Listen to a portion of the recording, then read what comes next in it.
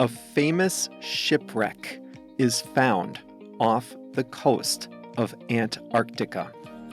Hi there, everyone. I'm Jeff, and you are listening to Plain English, where we help you upgrade your English with current events and trending topics.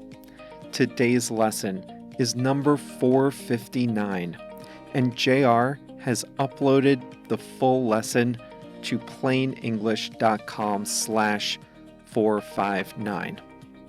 Coming up today, over 100 years ago, an explorer's ship sunk off the coast of Antarctica. Last month, a team of modern explorers found it while driving a Saab. I'll explain.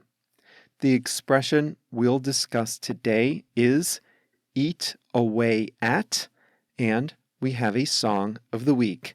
Let's dive in.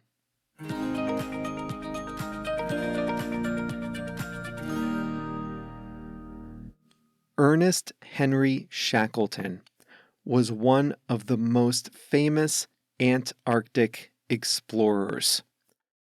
Born in Ireland, Shackleton grew up in the suburbs of London. Bored with school, he became an apprentice on a merchant sailing ship at age 16. In his early 20s, he joined an expedition to explore Antarctica. He and his fellow explorers became the first people to reach 82 degrees south latitude.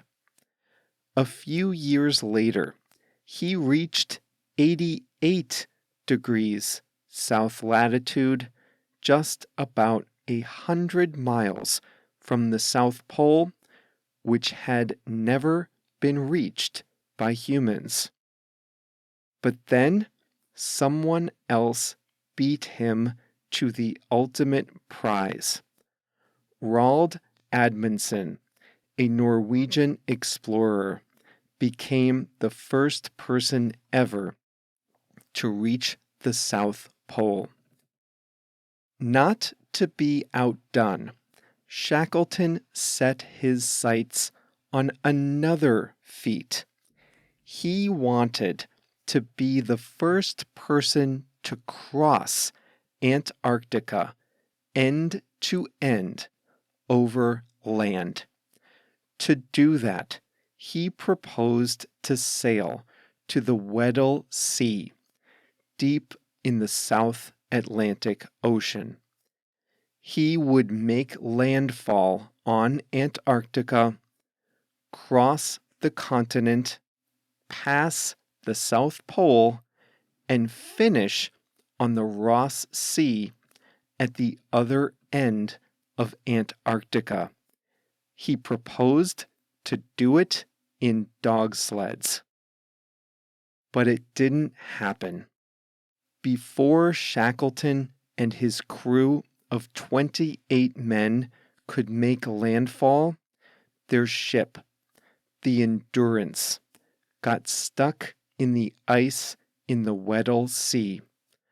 For an entire winter, the ship drifted northward.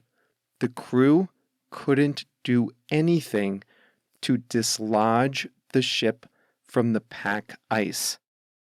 Eventually, the ice crushed the ship.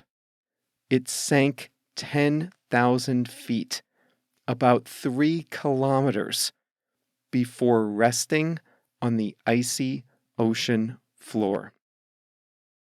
Amazingly, the crew survived. The crew had to camp out on the ice for months. Then, when the weather improved, Shackleton and 5 others traveled 800 miles in a rescue boat to reach the nearest inhabited island. And from there, they were able to coordinate a rescue mission to save the remaining crew members still stranded on Elephant Island. Well, last month, a team of modern-day explorers found the Endurance. It had been lost to history for over a century. Videos taken far below the ocean's surface show that the ship landed upright on the sea floor.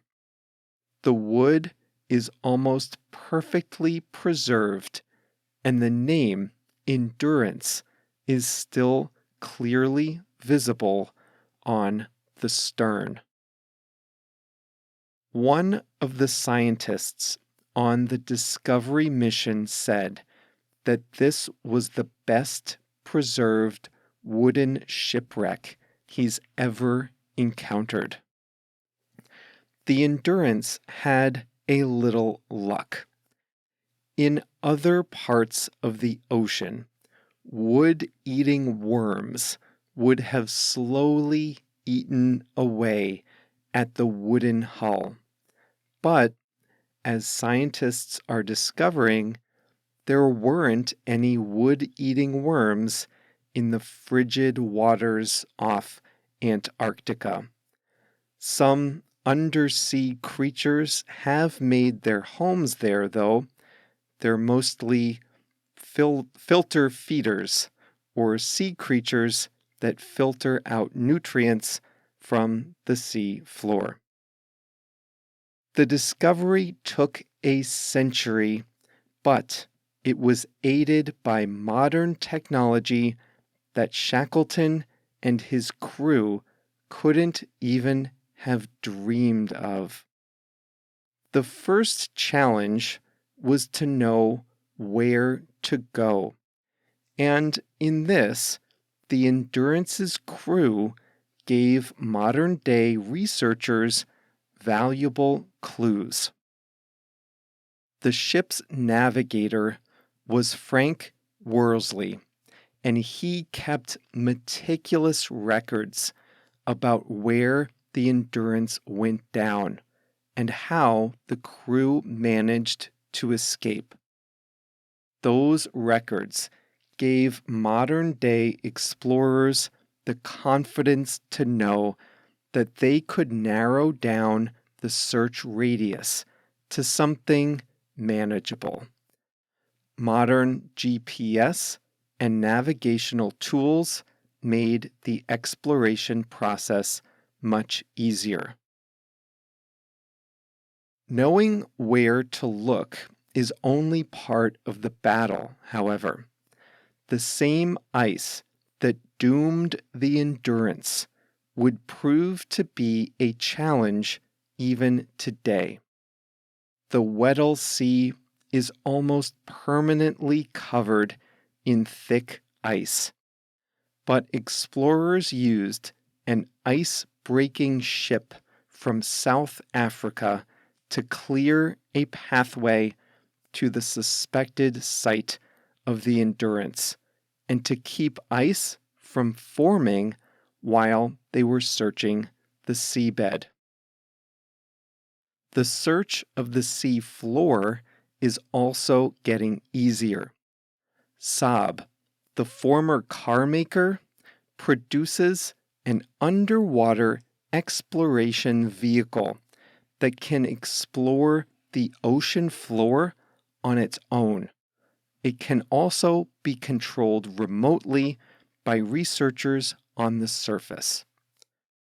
Researchers sent the Saab Sabertooth underwater vehicle looking in the area where Worsley, the navigator, had pinpointed the wreck. 2 weeks into the expedition, they found it. It was only 7 kilometers from where Worsley said it had gone down.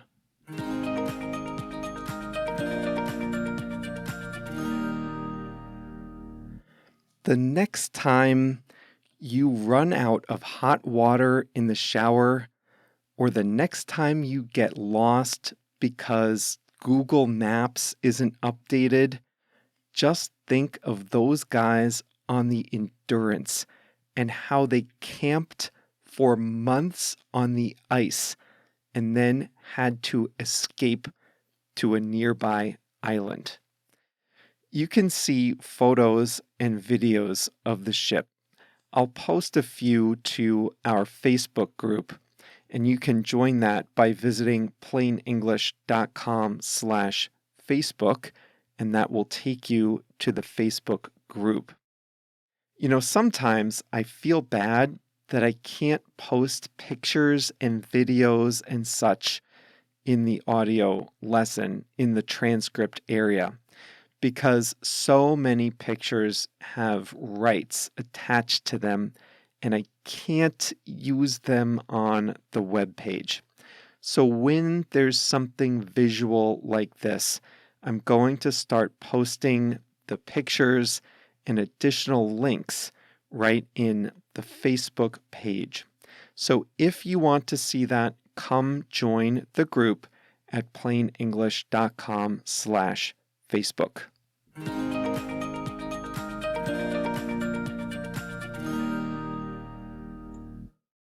Today's English expression is to eat away at something. Believe it or not, this phrasal verb has two very different meanings. In the way I used it today, it means to gradually consume or destroy something. When we use eat away at, we can sometimes actually mean eating. And that's how you heard it in today's lesson. I was talking about how the shipwreck Endurance is very well preserved on the floor near Antarctica. It has been there for 107 years. Now, if you drop a wooden ship to the bottom of the ocean in most parts of the world, and if you leave it there and come back 100 years later, you'll find that the ship is mostly broken down, destroyed, collapsed, deteriorated. That's because in many parts of the ocean, there are wood-eating worms that eat away at wooden shipwrecks. They're called shipworms. In this case, the shipworms are eating the wood. They eat away at any wooden structure. It might take them a couple of years, but they will eventually destroy any wooden structure that you drop down in the ocean. In fact, a pier in San Francisco once collapsed into the bay because shipworms had eaten away at the footings of the pier. So to eat away at is to gradually consume or destroy something, and in this case, the shipworms do it by literally eating. It's not just in the water. This can happen on land too.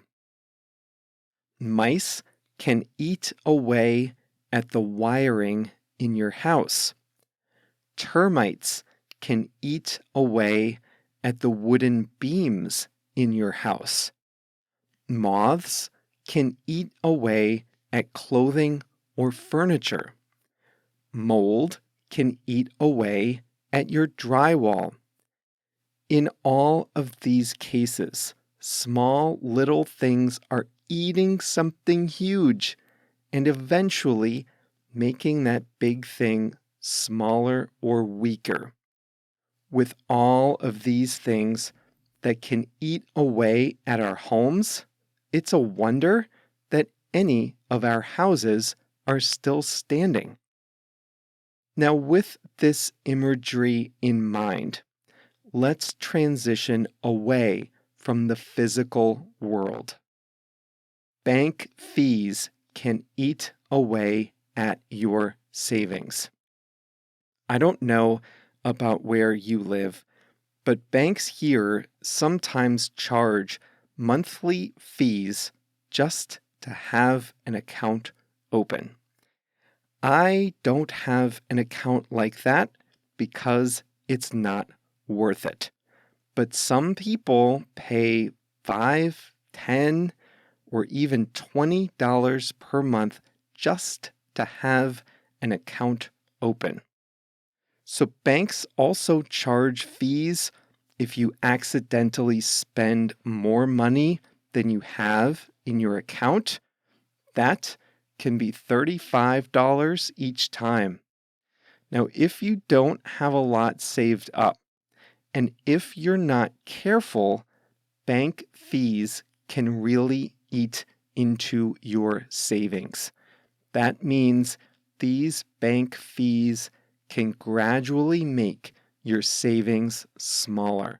They're like little shipworms in your bank account, consuming money that should be yours. How much did you work on your last vacation?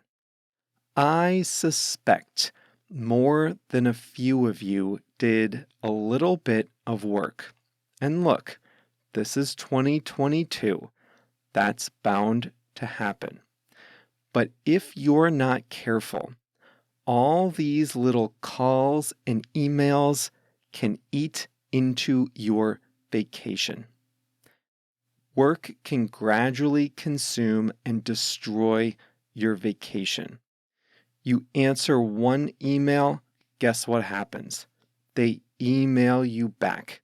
If you don't turn off notifications, it might be tempting to respond to a group chat.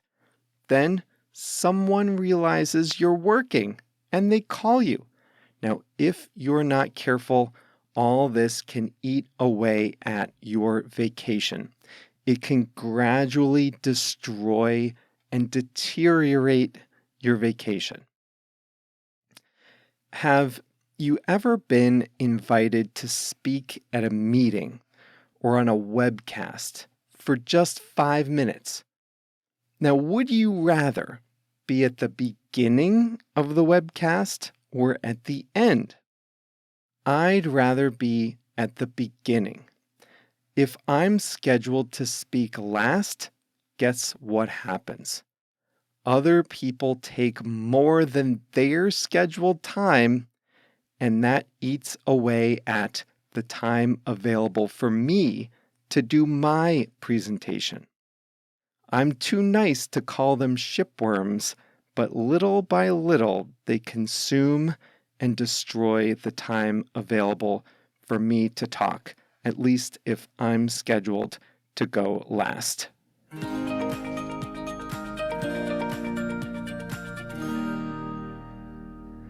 We're not going to eat away at the time available for JR's Song of the Week, so let's pivot to that now. JR has selected Such Great Heights by the Postal Service. This one was popular in 2006 and 2007. The songwriter, Ben Gibbard, said it was the first positive love song he had ever written. He was used to writing songs about getting his heart broken. This one is about someone who writes a song for his girlfriend who is a singer herself and is always on the road touring. They will see us waving from such great heights, the chorus goes. And that is all for today's Plain English. I mentioned on Monday that I'd post images of those shipwrecks we talked about. Well, another thing we post is the Song of the Week, and we post the link to Spotify. So you can click right through and listen to the song. So check that out at plainenglish.com/Facebook. This was Plain English lesson number 459. So remember, the full lesson is available at plainenglish.com/459. That includes the video. And today's video lesson is about a nice little way to describe people who are similar to you. I'm not giving you any more hints. If you're on the website, you know what it is since you've seen it, but watch that video to learn how to describe people who are similar to you. plainenglish.com/459 for that video. Well, that's all for now. We'll be back on Monday with a new lesson. See you then.